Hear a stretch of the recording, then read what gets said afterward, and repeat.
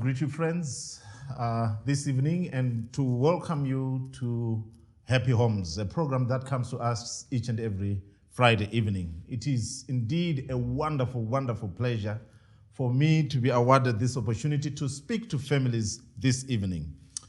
Tonight, I want us to look at a subject that looks at commandments. Commandments are very, very important in life. Not just in terms of the Decalogue, not just in terms of commandments, in terms of moral commandments, but moral commandments as methodologies are very, very important because they guide us in giving us what we call a process. And each and every process and each and every methodology needs to have commandments. Commandments are important. Rules basically are very, very important in life. Rules are the things that then give us balance and harmony. And society works according to rules, according to principles. Yeah, there are principles that govern the earth. There are principles that govern the ecosystem. There are principles also that govern relationships. And when relationships go haywire, when relationships don't work, it simply means that there are some principles that has been trodden upon. Tonight, I want us to look at the principles that gives love and principles that keep families in harmony, in balance, in joy, and in happiness. For society to function, basically, there are principles. And amongst these principles, we have the 10 Commandments. These are principles that have been used since time immemorial. I mean, the basic commandments help us to keep society in balance and in harmony. So when societies are governed by a commandment that says, thou shalt have no other gods before me, a commandment that says, thou shalt have no graven image, a commandment that says, thou shalt not say the name of the Lord in vain, a commandment that reminds people to remember the Sabbath and to keep it holy, commandments that remind society or that pushes society to honor our elders, honor your father and your mother. Commandments that help us to live in harmony with each other. Thou shalt not kill, thou shalt not steal, thou shalt not commit adultery, thou shalt not lie, thou shalt not covet. All these commandments are important, brethren. They are important friends to keep society in harmony. And they bring about happiness and joy. Imagine if we were to live in a world where you are not worried about losing your things at night. If you're not worried about someone coming and stealing whatever that you have. Imagine if we are to live in such a world where we live in such harmony. And relationships, basically. Relationships also needs to have these commandments that keeps us in harmony. So tonight, I want us to look at these commandments. And obviously, I'm going to the 10 commandments. And in these 10 commandments, I'm going to look at how the commandments can be used to sustain marriages, to sustain love, to keep families together so that families, as the name of our program, can become happy homes. So I'll go straight to Exodus chapter 20. We'll read verse 3, and the Bible reads, thou shalt have no other gods before me. Thou shalt have no other gods before me. Remember, friends, just remember that for society to function well, we need to agree upon moral principles that then are used as what we use to judge deviancy. For us to be able to define what we may call deviant behavior, society needs to have a basic agreement to say this is moral and this is immoral. This is acceptable, this is unacceptable. This is a collective conscience. This is a collective norm, yeah, norms and values. And then in the ancient world, one of the norms or one of the values that society upheld was the value that said, you shall have no other gods before me. Why? Because in the ancient Near East, where Israel is rising out of, there were other cultures, there were other tribes, there were other societies that had the liberty to have different gods. So when you go to Greece, amongst the Egyptians, amongst the Romans, they had different gods. They had a god just about for everything. For example, when you go amongst the Greeks, they had the god of love. Actually, they had gods of love. There was the feminine representation, and there was also the masculine representation. So Eros was the male god of love, and Aphrodite was the goddess of love. They also had the god of war, Ares, the god of war. And they also had the god of money and wealth. Plutus was and then they also had the god of thunder, Zeus. And they're the god just for about everything. They're the god just about everything. They're the god of war, they're the god of anger, they're the god of smiling, they're the god of laughter, they're the god of flying. But when you come to the Israelites, to the chosen generation, these people didn't have many gods. Actually, their commandment, the first commandment, highlighted that they should not have any other gods. It forced them to focus on God and build a relationship with God which is based on mutual exclusivity. Mutual exclusivity. That means that there was only God. They were only to focus on God. And by their focus to God, it would make God to become what then claimed their first affection. If we are to take this commandment, friends, if we are to take this commandment as families, this commandment will help us to sustain and to bring about balance and to bring about harmony, to bring about joy, to bring about happiness within homes so that homes can become happy homes. How can we use this commandment so that homes can become happy homes? The commandment says, thou shalt have no other gods. And when we come to the marriage institution, this commandment also works. Why? Because it says to a husband, thou shalt have no other wives beside your husband. It also goes to wives. Thou shalt have no other husbands besides your husband. It also goes to children. Thou shalt have no other fathers beside your father. It also goes to children again, members of the family. Thou shalt have no other parents beside your parents. Thou shalt have no other mother besides your mother. Why? Why do we need this commandment? It is a commandment that makes us to become mutually exclusive. We are reserved. We live in a world, but we are reserved to our families. So what does this commandment say? This commandment says your wife is not perfect. She is not perfect. Even that other wife that you think is perfect, go and ask the husband. He will tell you that she is not perfect. I heard someone saying, no matter how beautiful she is, someone is tired of her. No matter how much money he has, remember, someone is tired of him. So this commandment, friends, reminds us that we must be mutually exclusive. What does that mean? No matter how she may look like, she is yours. No matter if she can cook, if she doesn't know how to cook, that very one, the one that you chose, the one that you said I do, the one that you paid the bride price for, mutually exclusive. And now we live in a society where men are being put into different groups. They are put into different groups. A few days ago, a few months ago, we were talking about a stingy men association. That there are some men who are so stingy. They are so stingy, not just with money. Of course, they were talking about a stingy men association who have got lines. When you want something from them, they'll say, oh, I'll see what I can do. Or talk to me tomorrow. Or why didn't you tell me yesterday? They come from a stingy men association. If your husband comes from this association of stingy men association, thou shalt have no other besides them. And some of these men are not just coming from a stingy men association in terms of not giving money. Some of them are so stingy that they don't even give love. Some of them are so stingy that they don't even show affection. Some of them are so stingy that they don't even provide themselves for the family. Oh, it is a misnomer, friends, if we are to just talk about stingy men association and not talk about stingy women association. There is also an association of stingy women. They are so stingy with what is needed most. They don't give and they'll never give. It's a central locking system. Why? Because she's coming from a stingy woman association. But the Bible here is reminding us, if we are to borrow this commandment is reminding us, friends, that we must be mutually exclusive. Thou shalt have no other.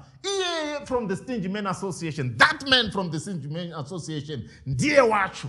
Apart from him, there must be no other. Or someone then told me that there are three groups of men. There's men that are called fathers. Not all men are fathers. But all fathers are men. But not all men are fathers. Mana father. Our family makumbo. Wana father vaite pressure pa zupko. vanafadha vanofamba nedzinotinhira, vanafadha vanofamba nedzinopotsa dzakukwazisai kuti makadii henyu kana kuti musaswedere padhuze neni musandiguma, ndo vanafadha. And then there is another group of men ndo vanadhedhi. Vanadhedhi, what they appear and what they are is different. Yeah, vanadhedhi vanogona kunge vaine earring futi, and vanadhedhi vanodyawo magrapes nenhingirikini vachidyawo lettuce, ndo vanadhedhi vavo. Kozoita vanababa, haya vanababa vanhu vamwariwo, ndo vanonziwa vanhu vamwari, and I say vanhu vamwari in a negative sense. But whether he's a father, whether he's a daddy, whether he's just a baba, the point is still the same. Kana wokwako vari father, thou shalt have no other. Kana wokwako vari daddy, thou shalt have no other. Kana wangoriwo babawo, ndizvozvo, thou shalt have no other besides him. There are some parents whom their children are ashamed of. They are ashamed of. Kune Parents' Day, those children will pray that their parents don't come to school. There are some parents who are just ashamed to their children. And their children who are listening right now, who their innermost desire, one of their goals in life, and one of their consistent prayer that rises every day up to the third heaven, their prayer is, God, help me not to become like my father. Help me never to become like my mother. They disassociate themselves from the point of their origin. Why? Because their fathers and their mothers are just a shame. They're a laughingstock in society. But here the Bible is simply reminding us. It's reminding to that child, who's ashamed of your father, who's ashamed of your mother, who's ashamed of your grandfather and your grandmother. The Bible is saying that shameful man, that shameful woman, that shameful grandfather, that shameful grandmother, that very one who's shameful, the Bible is saying, thou shalt have no other. No matter how shameful they may be, they are still the persons that then became the source that brought you into the world. So the Bible is reminding us, the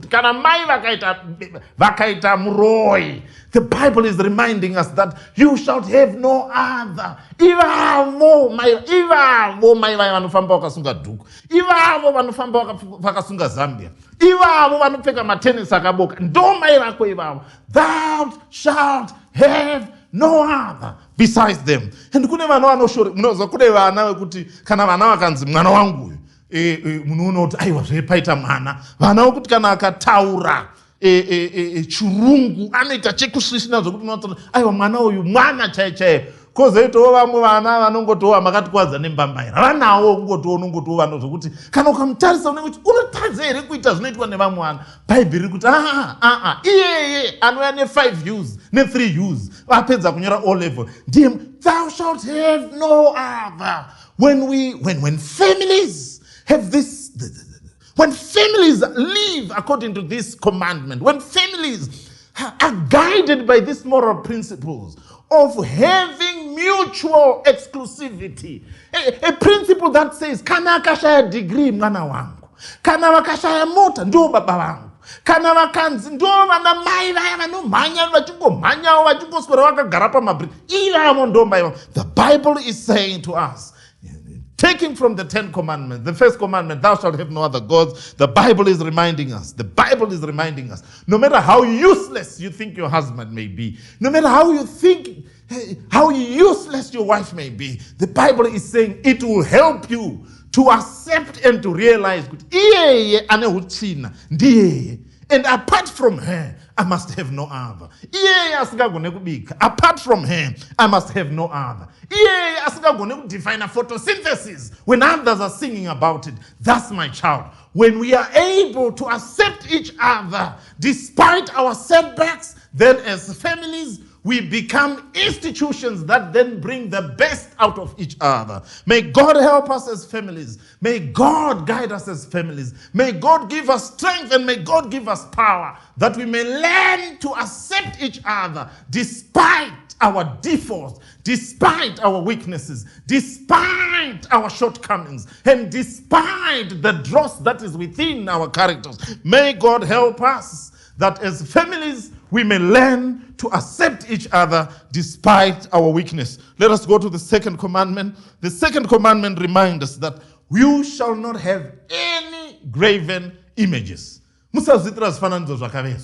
shalt have no graven images. Thou shalt not make graven images of anything, of any likeness, of anything that is above, or anything that is on the earth, or anything that is below the sea, or in the water, because I, God, detest such.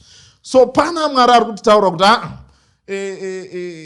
whilst we are forbidden to worship strange gods, whilst we are forbidden to have strange husbands, because remember the Greeks again had a god of money. God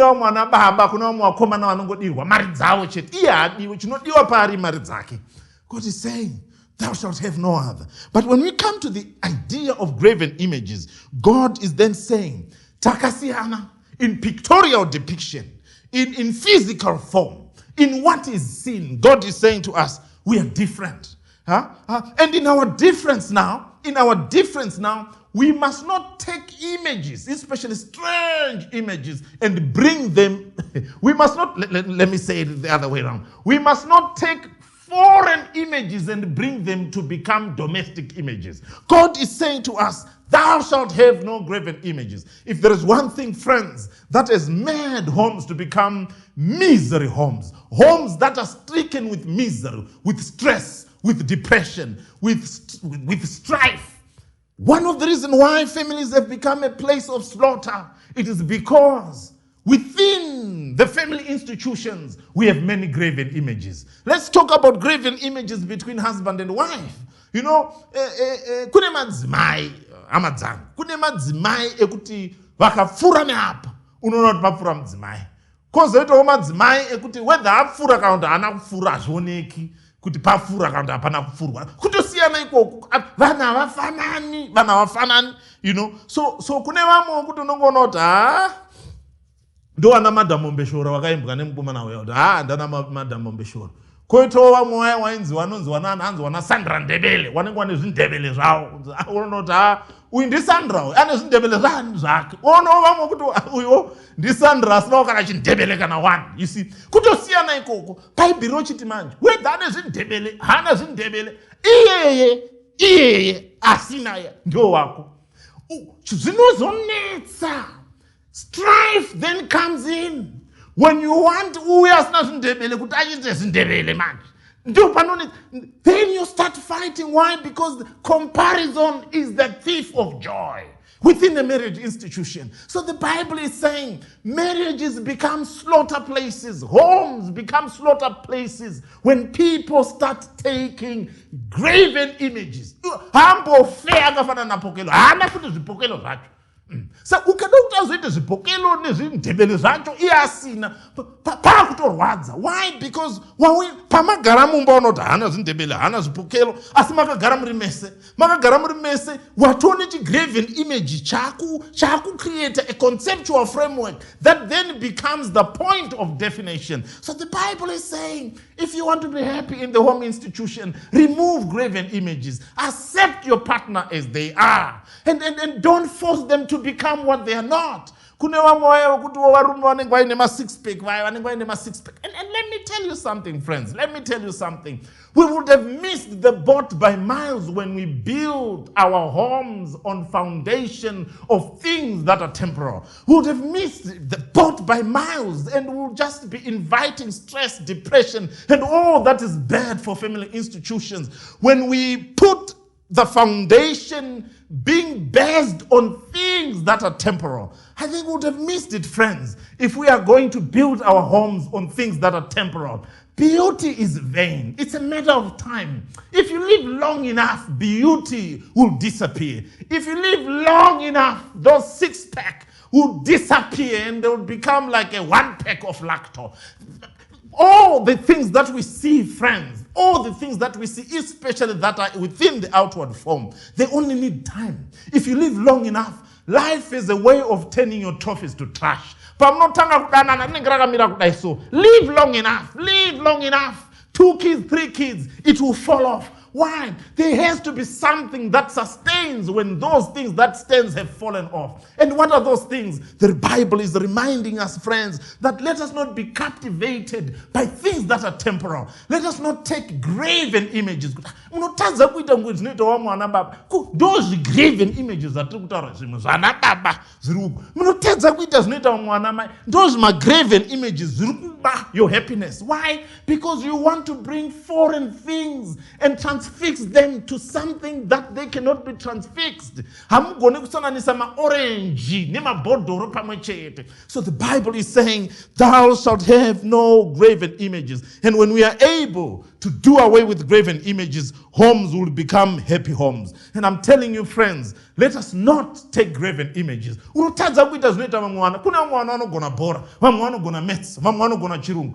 when you hang on, this is there are kids who have got a gifted mind, but their hands are not gifted. But there are also kids who have got gifted hands, but their minds are not gifted. So what do? We need to learn to accept one another. Under pressure to become what they are not. Under pressure to become what they're not. Let us not put our wives, our husbands, our boyfriends, our girlfriends. Let us not put our cousins and our aunts. Let us not put them under pressure to become what they are not. Why? Because the moment we do that, we are bringing in graven images into the home institution. The Bible is reminding us that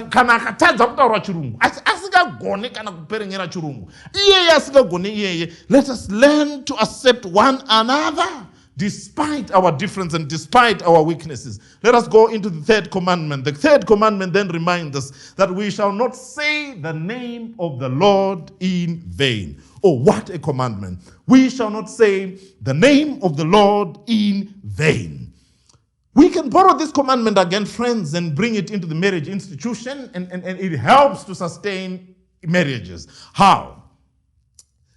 Akuna imba inoshata se imba yekuti panoshamiswa muromo ne panovhariswa muromo. It's never a word of appreciation.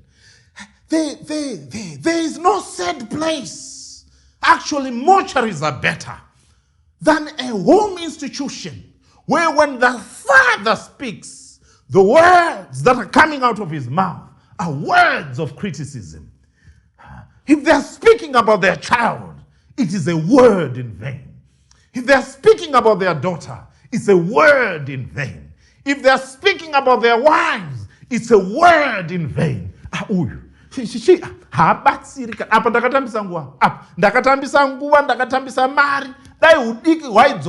Bible is saying to us, if you want your home to be a happy home, as the theme of our program this evening, if you want your home to be a happy home, let it not be a place of consistent and persistent criticism. Children are living under pressure. Why? Because there is constant and persistent criticism that is coming from the father. It's criticism. If they're talking about it's criticism. And let me tell you something, friends. We will make homes to become places of sorrow and places of discouragement and places where we don't want to be, places of distraction when the home institution becomes an institution of criticism. Rather, instead, the Bible is saying, usareva stara Jehovah Mwari pasina. Those mechete zvatiri kuti mhuri dzedu dzinova nzvimbo dzemufaro kana tikagona kuti patiri kutaura pamusoro pemwana wedu, muchitaura pamusoro pemwana wenyu nema next door, say not your name, not the name of your child in vain. Speak things that affirm. If there is a character that you want to be built in your child, affirm it by prophesying it. And what do I mean? Anotamba sterek. And it does a data pile, and it does a one pile, and it does a minute and an ask Manaka dona, Yam tell some cat, May Manadona, Anovato chema. But Vanamaya Kangwara, Vanaba Kangwara, Manaka dona. I don't know not Ako, Akachemi, Rukon, Akachemi, Kakasimba, and Kakashim. And because you have affirmed, the child will not cry. Manaka dona, even as now Kwara. asina kukwara chaiko asina kukwara akadona kuti pu but maiwe anobva achema asi mukati uyu akasimba muri emonya haacheme uyu and kanobva kazviti okamonya kachishinyira kachirwadzi. Why? Because you have affirmed what you want. And this is what we need to do with our children. Kana asikagona kuchikora kuti no, this time is going to pass. Mira imgoni, he's going to pass. When we do that, we are saying the name in vain. And what is repeated? Remember, repetition deepens impression. And a behavior that we constantly repeat in our child is the behavior that they take and they live according to that. Uyu is a waste of time. A waste of time. When you're talking about your husband, when you're talking about your boyfriend, affirm, speak not in vain. When you say his name, say those positives. Let homes be places of appreciation. Thank you, my wife, for cooking. Thank you, my husband, for working hard. Thank you for everything. Thank you, my child, for being considerate. Thank you, mama, for sacrificing. Let homes become places where there is constant appreciation. And an appreciated wife is a happy wife. And let me tell you something, friends. Let me tell you something about women. Women are creatures of appreciation. A woman can live without oxygen, but she can't live without appreciation. And there is nothing about a woman that they don't want to be appreciated. When they cook, they want to be appreciated. Even Rawans was out. They want to be appreciated. And appreciators, I want us out to pray that mangwana iwe zero. They want to be appreciated for what they've cooked. They want to be appreciated for their hair. They want to be appreciated for beauty. Even if there is no beauty, appreciate beauty.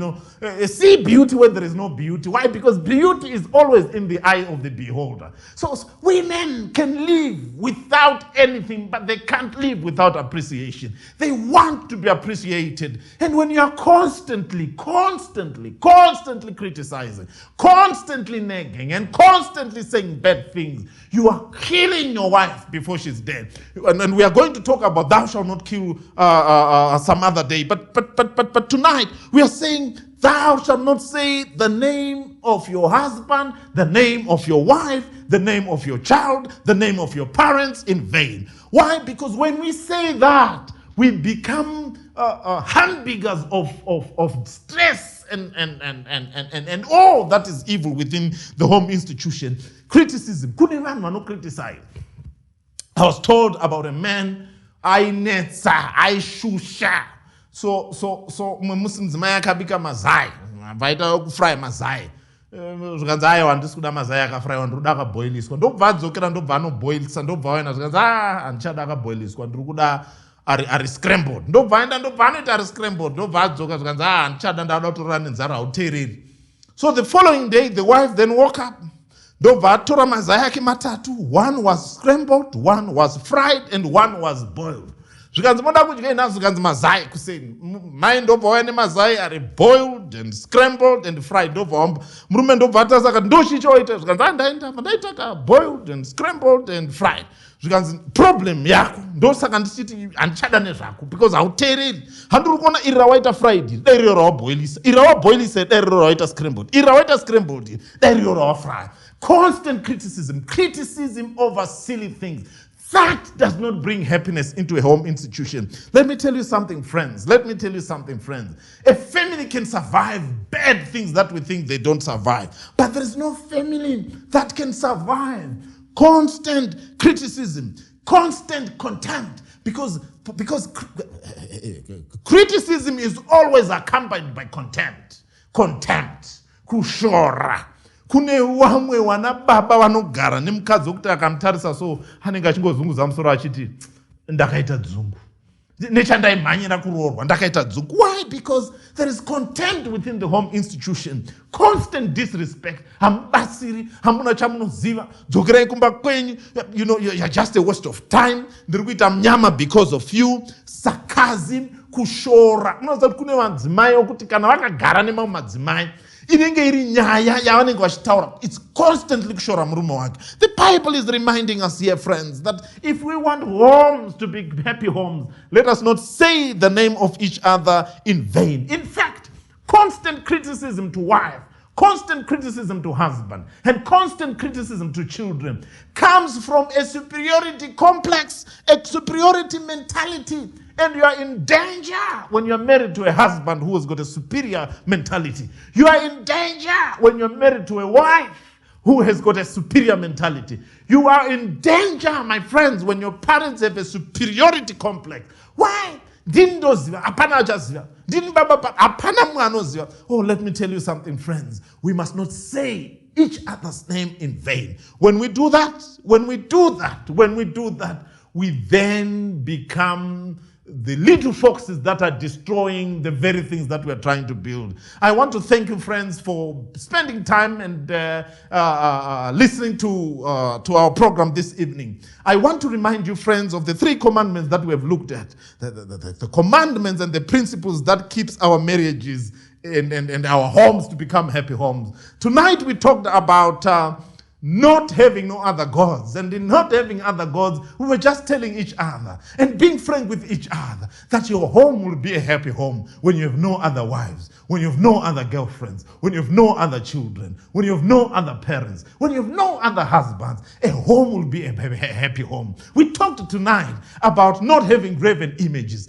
Graven images, and we were simply saying tonight, accept what God has given you. Accept your choices and live with what you chose. If you didn't get what you like, then start to like what you got. And learn to appreciate what you got. And then don't bring foreign things and don't compare what you have with others. Why? Because comparison becomes the thief of time. Or tonight, friends, we talked about not saying the name of the Lord, not saying the name of the Lord in vain, and not saying the name of your wife in vain, not saying the name of your husband in vain, not speaking about your parents in vain, and not speaking about your children in vain. May God continue to bless you. And as you follow these 3 commandments, may your home become a happy home as you practice these 3 commandments. Let us meet for our next part 2 when we will talk about the rest of the other commandments. May God bless you, and may God watch over you, and may He give you peace within your homes, peace within your hearts, and peace that surpasses all understanding. May He make your home a happy home. Amen.